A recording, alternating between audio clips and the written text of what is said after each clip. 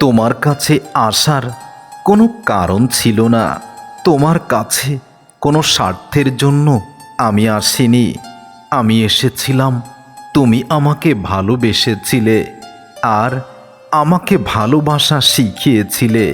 তাই তো তোমার চোখে চোখ রেখে, তোমার হাতে হাত রেখে এই পৃথিবীতে নতুন করে বাঁচার স্বপ্ন দেখেছিলাম। তুমি আমাকে মনে রাখোনি, তুমি আমাকে মনে রাখবে না সেটা আমি বুঝেছিলাম। কিন্তু যখন বুঝতে পেরেছিলাম, তখন আমি আর তোমাকে ছাড়া বাঁচতে না পারার এক মৃত্যু যন্ত্রণায় ছিলাম। তবে শেষ পর্যন্ত বুঝেছি, সৌন্দর্য দেখে কখনো সম্পর্ক ভালোবাসা হয় না। আমি তোমার সৌন্দর্যে বিমোহিত হয়ে তোমাকে ভালোবাসিনি। ভালোবাসা কি তুমি আমাকে শিখিয়েছিলে, তাই তো তোমাকেই ভালোবেসেছিলাম। অবশেষে তুমি বদলে গেলে, অথচ আমি সবাইকে বলতাম তুমি অন্যদের মতো নও। অবশেষে দেখলাম তুমি অন্যদের থেকেই আলাদা, কারণ তুমি স্বার্থ ছাড়া আর কিছু বোঝো না। ভেবেছিলাম আমি তোমার প্রেমে পড়েছি, কিন্তু না, আমি ভুল, তুমি সঠিক। আমি আসলে তোমার মায়ায় পড়েছি। প্রেমে পড়লে এতদিনই ঠিক আমি তোমাকে ভুলে যেতে পারতাম, কিন্তু তোমার মায়ায় আমি এমনভাবে জড়িয়ে গেছি, নিজেকে আর তোমাকে ছাড়া কিছুই ভাবতে পারি না। তুমি আমার ভাগ্যে নেই, তুমি আমার ভাগ্যে নেই বলেই হয়তো তোমার প্রতি আমার এত টান, এত মায়া, এত ভালোবাসা। কিছু মানুষকে হয়তো পাওয়ার জন্য নয়, শুধু নিঃস্বার্থভাবে ভালোবাসার জন্যই জীবনে পাঠানো হয়।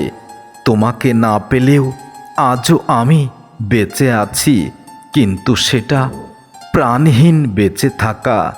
এই দেহে প্রাণ ঠিকই আছে, কিন্তু সেই প্রাণে কোনো শান্তি নেই। হয়তো তুমি আমার গল্পের শেষ অধ্যায়ে, তবে আমার গল্পটা শুরু তুমিই করেছিলে। যে গল্পের আমি কিছুই জানতাম না, কিছুই বুঝতাম না। তোমাকে না পাওয়ার পরে মানুষ আমাকে বলেছে তুমি আমার ভাগ্যে ছিলে না, কিন্তু কেউ তো জানে না এটা ভাগ্যের দোষ নয়। আমি আসলে তোমার স্বার্থ আর মেটাতে পারছিলাম না। আমি তোমাকে চেয়েছি ভাগ্যের বাইরে, আর তুমি আমাকে চেয়েছ সমস্ত স্বার্থ দিয়ে। আসলে ভালোবাসা যখন স্বার্থের মাপকাঠিতে ওজন করা হয়, তখন সেটা আর ভালোবাসা নয়। স্বার্থের দুনিয়ায় মানুষের রূপ বদল আমি অহরহ দেখেছি, কিন্তু তুমি এভাবে বদলে যাবে এটা আমি ভাবতেই পারিনি।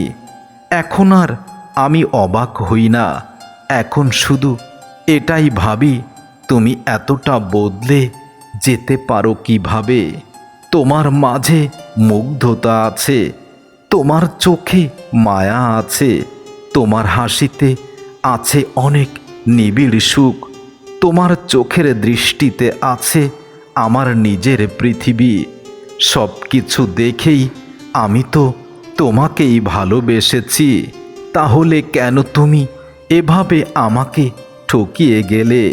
তুমি বলেছিলে আমার কোনো ক্ষমা নেই, অথচ আমি তোমার কাছে হাজার হাজার বার ক্ষমা প্রার্থনা করেছি কোনো অপরাধ না করেই।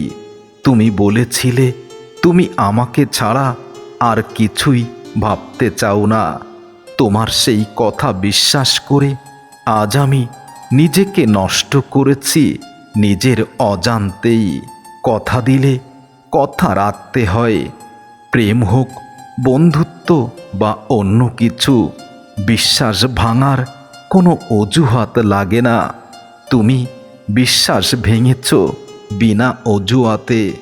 ভালোবাসা মানে সব সময় কাছে থাকা নয়, মন থেকে যে কখনো দূরে সরে যায় না, সেটাই সত্যিকারের ভালোবাসা।